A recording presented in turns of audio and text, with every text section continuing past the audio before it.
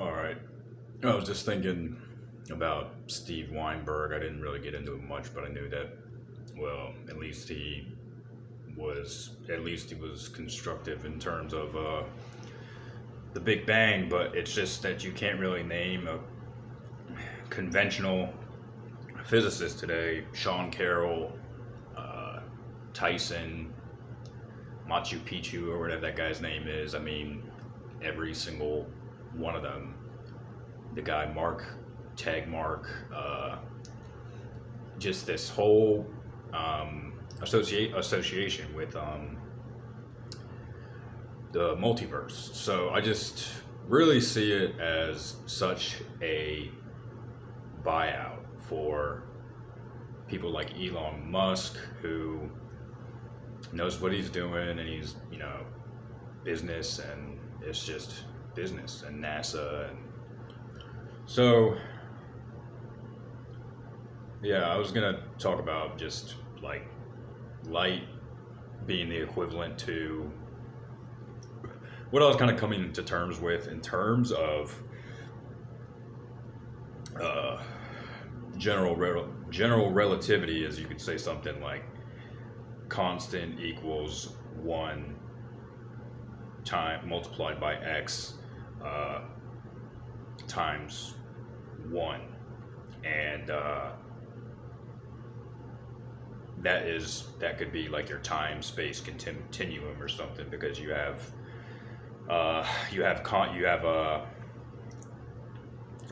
like, if there was nothing, absolutely nothing in the universe, just frequency and photons, you could just have the Big Bang, frequency, and then photons equaling the universe multiplied by an event, which would be like an empty or a null in the universe, and then you could have just that multiplied by itself. Um, and just sort of one of these E equals mc squared. So talking about the photoelectric effect, or the Schrodinger, and the invisible photon, it's to me it's looking like frequency. Like, the first thing people should be looking at is frequency, or I'll put it this way: the first thing we should be trying to quantitate is the frequency, and then the photon, and then just go from there, and maybe even observe the atom as the Schrodinger, um, as the invisible particle. Because I mean, you can say, because I guess you can look at it in different ways. You can have you can have like a decay, or an absorption, or a reflection. But if it's a decay, then it was just the photon carrying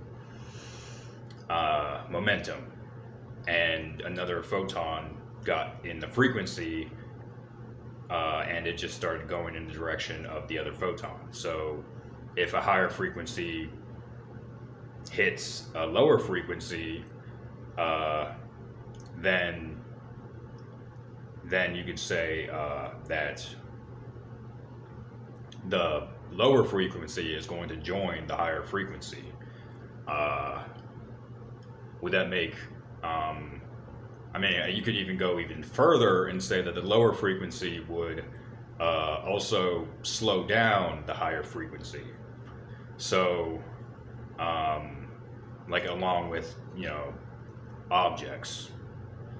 And, yeah, I don't really. I was going somewhere with that, but, yeah, and then, oh yeah, just dimensions, because you're talking about well, I guess if we're just talking about motion, and we're not talking about the Big Bang, and like a time space continuum, that, like a rope, like a time space continuum rope, that since a rope is a linear equation, You could say that the universe would have a beginning and an end. So we've had a beginning, but when is it going to end? Um, and then, yes, again, the atoms can make up everything that is already in the universe, um, and everything can exist in the universe until the end. Um, but since we're not talking about a beginning, we're just talking about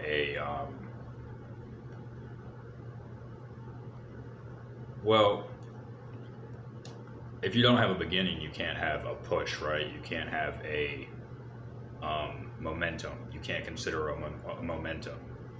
If you're, I mean, I guess if you're observing from the fact that you're in a place that didn't start from anywhere, you have to sort of justify a superposition and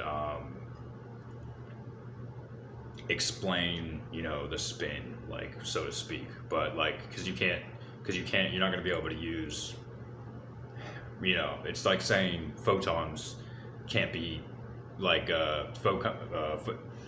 you can't define a photon as a particle uh, or a streak or a ray or anything like that. If you define it as a particle, then you're going to run into trouble with matter. If you define it as a streak, then you're going to run into trouble with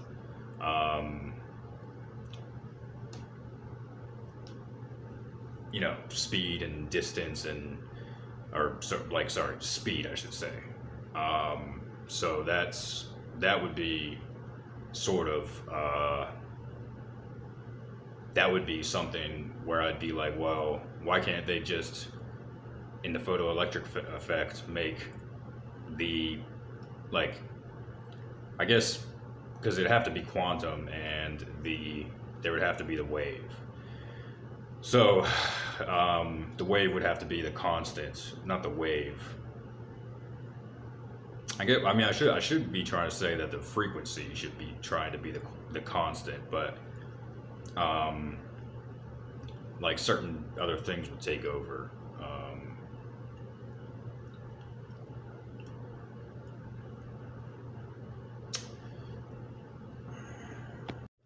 Well, I think I've said enough. I just was trying to reiterate that the frequency is green, the photon is blue, the photons are blue, the redshift or the matter is red for the redshift, and then blue, sorry, I already said that, the photons. And then the wave length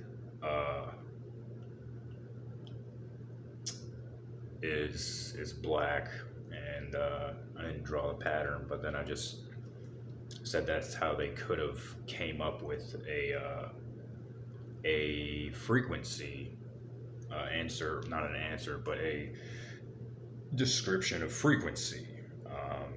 So the frequency could equal two particles. Say it's two particles that have to get to the double, the maxima or whatever, the middle of the single impediment or the double split, the double maxima, and that they have to be multiplied by their momentum depending on what their already relevant frequency is. So I don't know how you can get like an answer for frequency and already have frequency built into the equation. I'd have to like say, well, how can photons have momentum in the universe, or they could just be the speed of light, I guess, Well, yeah, I did say momentum times the constant.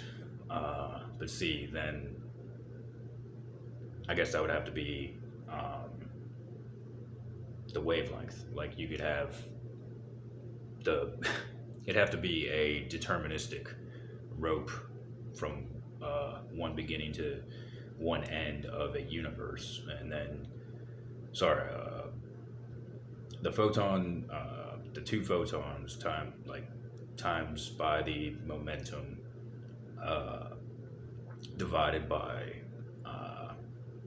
the mass. So the mass always would split, um, or the mass always would divide one higher frequency and one lower frequency. Whatever high, what if like the higher frequency would always carry over. Like the lower frequency would carry over to the higher frequency, and then the higher frequency would slow down because of that. If we could live in a universe without, with a wavelength constant, with a wavelength constant, and then the main variable source of energy or coding of energy would be the frequency. I don't know if that would be like as quantitative as they could go, but yeah, so I definitely think I've said enough now. Oh man, yeah. I guess it's I don't know, no opinion.